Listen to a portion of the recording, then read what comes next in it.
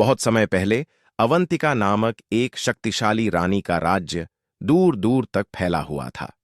वह सौंदर्य और बुद्धिमत्ता में अद्वितीय थी, लेकिन उसके बारे में कई अजीब बातें भी प्रचलित थीं। दरबार में फुसफुसाहट थी कि रानी के हृदय में न प्रेम था न करुणा, बल्कि एक ऐसा अंधकार था जो उसे कभी चैन से नहीं रहने देता। राजमहल के भीतर राजकाज तो चलता रहता था, लेकिन रानी अवंतिका के बारे में कई रहस्यमयी बातें कही जाती थीं। कहा जाता था कि उसने कई पुरुषों को अपने वश में कर लिया था, फिर उन्हें त्याग दिया था। कोई नहीं जानता था कि वे लोग कहाँ गए। कुछ कहते थे कि वे गायब हो गए, तो कुछ का कहना था कि वे किसी अनजाने भय से राज्य छोड़कर चले गए। एक दिन राज्य में एक अजीब घटना घटी। राजमहल के बाहर एक अज्ञात साधु आकर ठहरा।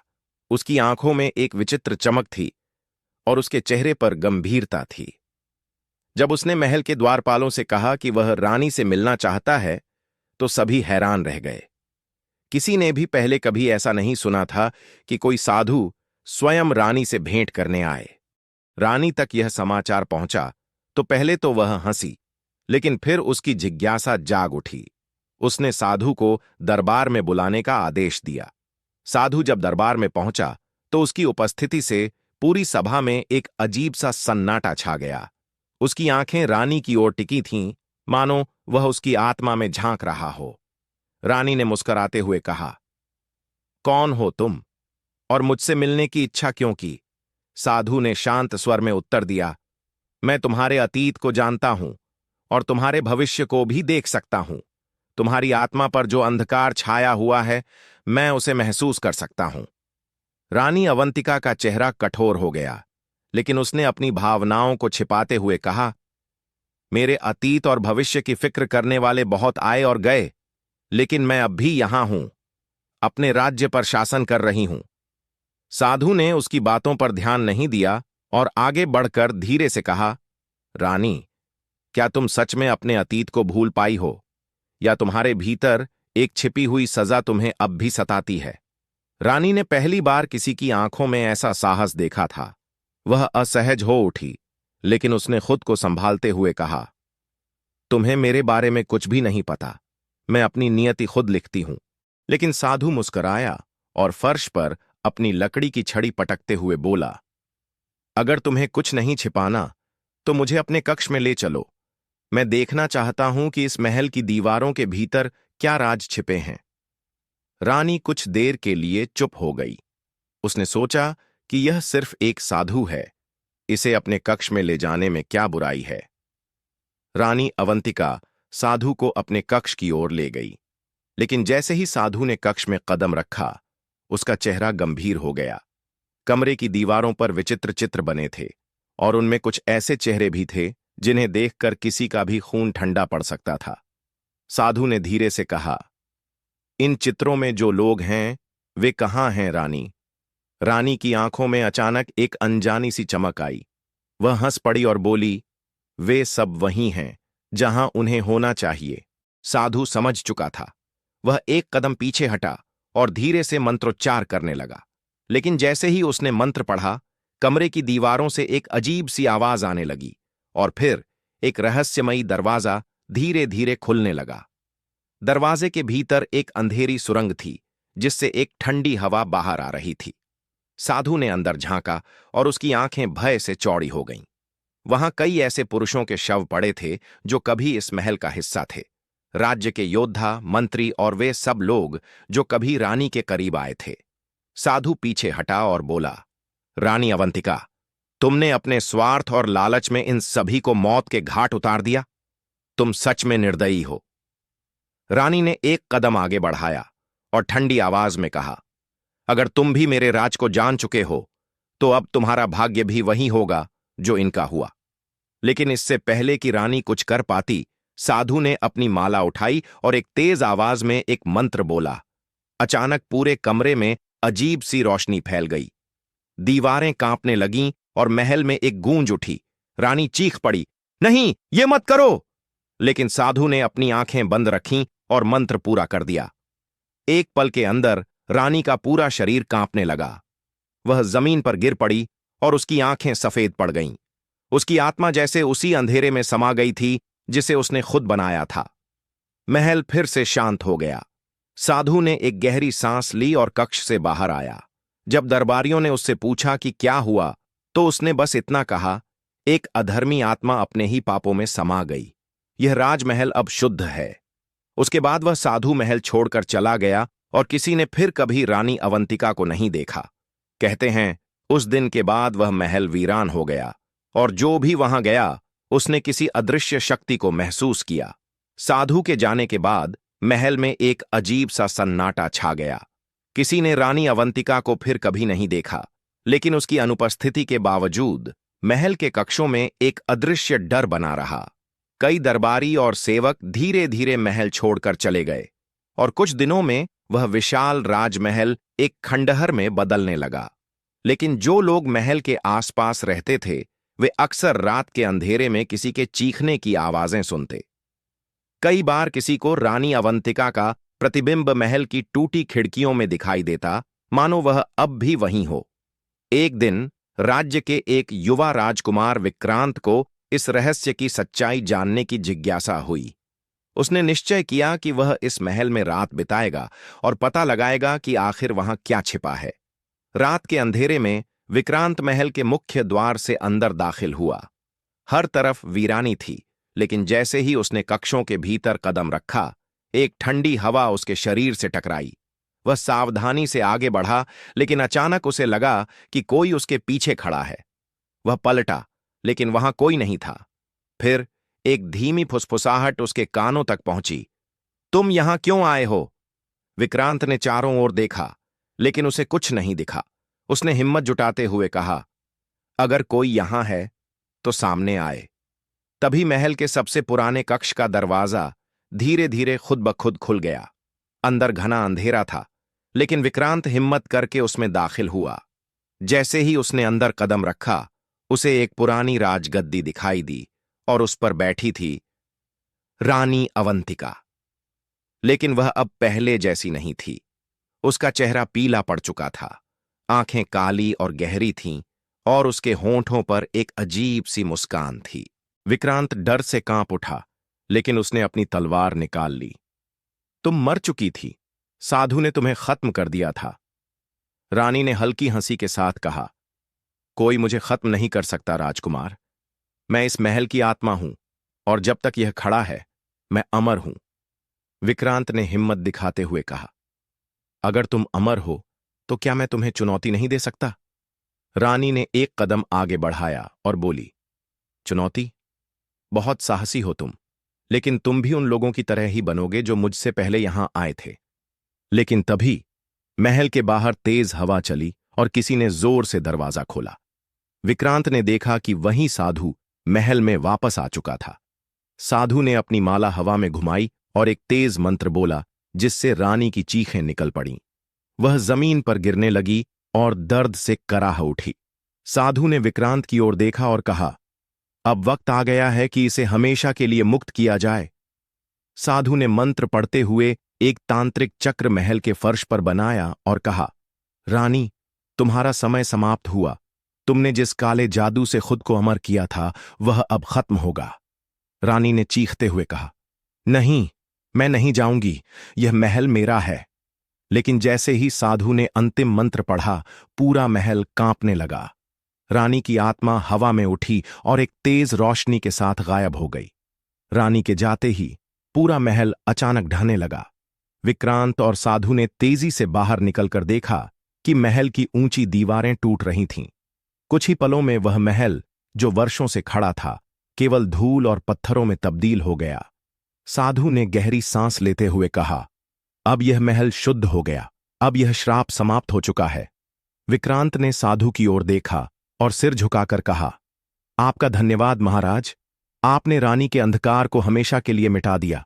लेकिन जैसे ही साधु मुड़ा और चलने लगा, विक्रांत ने देखा कि साधु की परछाई कहीं नहीं थी।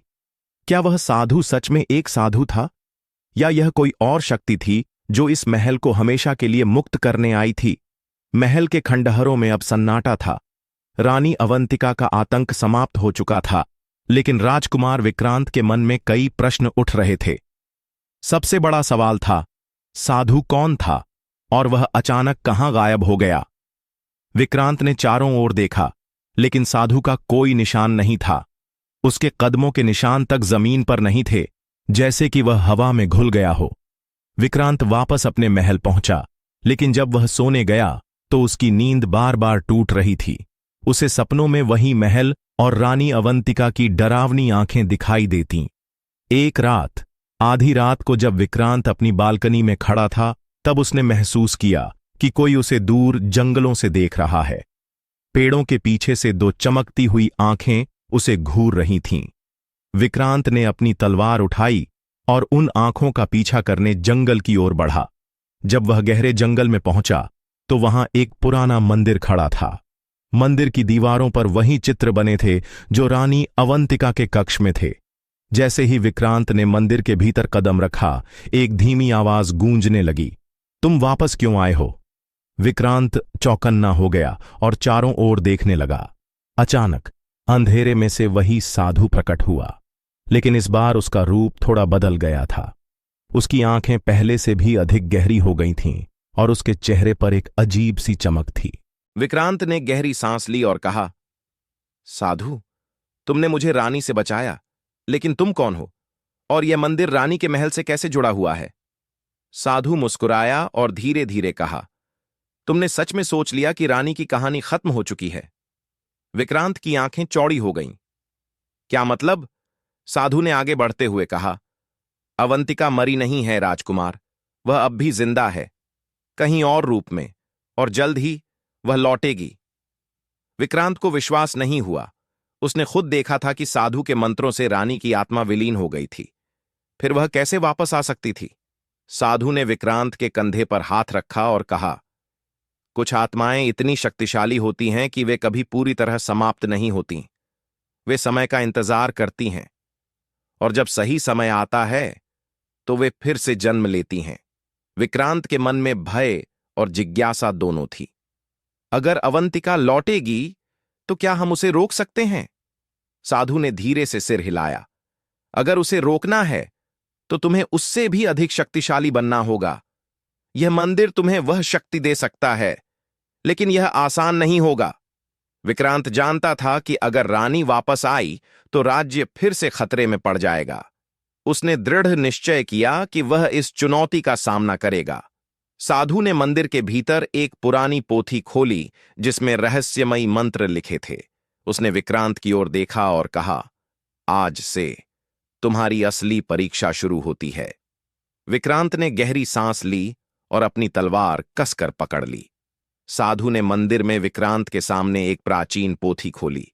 उसके पन्ने पीले पड़ चुके थे, लेकिन उन पर लिखे मंत्रों में अब भी रहस्यमयी ऊर्जा झलक रही थी।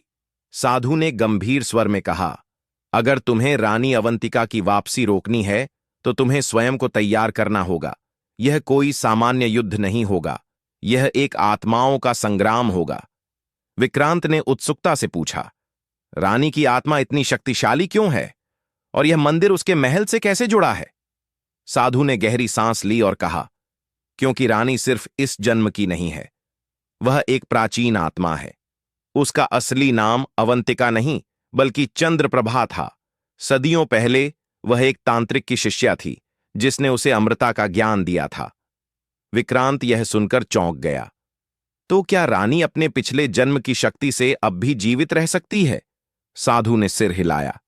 हां, लेकिन उसका शरीर नष्ट हो चुका है। अब वह एक नई देह की तलाश में है और मुझे लगता है कि उसे वह मिल भी गई है। विक्रांत की सांसें तेज हो गईं। तुम्हारा मतलब क्या है? क्या वह किसी और शरीर में प्रवेश कर चुकी है? साधु ने मंदिर की दीवार पर उंगलियों से एक चिन्ह बनाया और तुरंत वहां एक दृश्य उभर आया। राज्य के महल में एक नई रानी बैठी थी। यह कोई और नहीं बल्कि राजकुमारी मेघना थी, राज्य के दिवंगत राजा की बेटी, जिसे कुछ दिनों पहले ही राजगद्दी सौंपी गई थी। साधु ने गंभीर स्वर में कहा, रानी अवंतिका अब मेघना के रूप में लौट चुकी है। विक्रांत को विश्वास नहीं हुआ।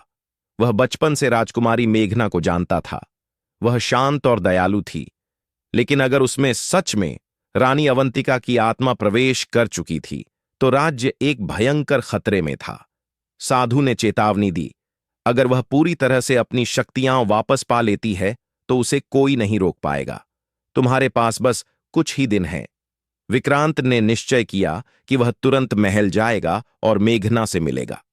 वह साधु को प्रणाम कर जंगल से बाहर निकला और घोड़े पर सवार होकर महल की ओर बढ़ा। महल पहुंचते ही उसने देखा कि वहां का माहौल बदला बदला सा था। पहरेदारों की आंखें ठंडी और भावशून्य थीं और महल में एक अजीब सा सन्नाटा पसरा था। विक्रांत सीधे दरबार में पहुंचा, जहां राजगद्दी पर रानी मेघना बैठी थी। लेकिन जैसे ही उसने उसकी आंखों में देखा, उसकी रीढ़ में एक ठंडी सिहरन दौड़ गई। वह वही आंखें थीं, अवंतिका की आंखें। रानी मेघना ने हल्की मुस्कान के साथ कहा, स्वागत है राजकुमार विक्रांत, बहुत दिनों बाद मिले हैं। उसकी आवाज में वही मिठास थी, लेकिन उसमें एक अजीब सी ठंडक भी थी। विक्रांत को यकीन हो गया कि यह वही आत्मा है। लेकिन क्या वह उसे पहचान चुकी थी? और क्या अब वह विक्रांत को भी खत्म करने की योजना बना रही थी? रानी मेघना की आंखें ठंडी और रहस्यमयी थीं। राजकुमार विक्रांत को एहसास हो चुका था कि रानी अवंतिका की आत्मा अब पूरी तरह से मेघना के भीतर समा चुकी थी। लेकिन वह चुप रहा, क्योंकि उसे यह जानना था कि अब रानी क्या योजना बना रही है। रानी मुस्कुराई और धीमे स्वर में बोली, विक्रांत, तुम बहुत दिनों बाद महल लौटे हो। क्या तुम अब भी मुझे अपना मित्र मानते हो? विक्रांत ने उसकी आंखों में झांका और कहा, मेघना, मैं तुम्हें बचपन से जानता हूं, लेकिन तुम अब पहले जैसी नहीं रही। तुम्हारी आंखों में एक अजीब सी छाया दिखती है। रानी हल्का हंसी और बोली, छाया? या सच? शायद अब मैं पहले से अधिक शक्तिशाली हो गई हूं और यही तुम्हें अजीब लग रहा है। विक्रांत कुछ दिन महल में ही रुका। उसने देखा कि महल के भीतर अजीब घटनाएं होने लगी थीं। सेवकों को रात में किसी के फुसफुसाने की आवाजें सुनाई देतीं और कई पहरेदार बिना किसी कारण बीमार पड़ रहे थे। महल के पुराने पुजारी ने विक्रांत को छुपकर बुलाया और कहा, राजकुमार, महल में कुछ बहुत भयानक हो रहा है। मुझे लगता है कि रानी पर किसी शक्ति का असर है। विक्रांत जानता था कि अब उसे जल्द ही कोई कदम उठाना होगा। एक रात विक्रांत चुपके से रानी मेघना के कक्ष की ओर बढ़ा। वहां पहुंचकर उसने देखा कि रानी का दरवाजा हल्का सा खुला था और अंदर से अजीब सी रोशनी आ रही थी। विक्रांत सावधानी से अंदर दाखिल हुआ। उसने देखा कि रानी एक पुराने आईने के सामने बैठी थी और आईने में कोई छाया झलक रही थी। वही पुरानी रानी अवंतिका की आत्मा। रानी धीरे धीरे बुदबुदा रही थी, मैं वापस आ चुकी हूं, अब कोई मुझे रोक नहीं सकता। विक्रांत को समझ में आ गया कि रानी की आत्मा पूरी तरह से जाग चुकी थी और अब उसे रोकना नामुमकिन था। लेकिन तभी दरवाजा अचानक जोर से बंद हो गया। रानी मेघना मुड़ी और गहरी आवाज में बोली, तो तुमने मुझे देख लिया विक्रांत?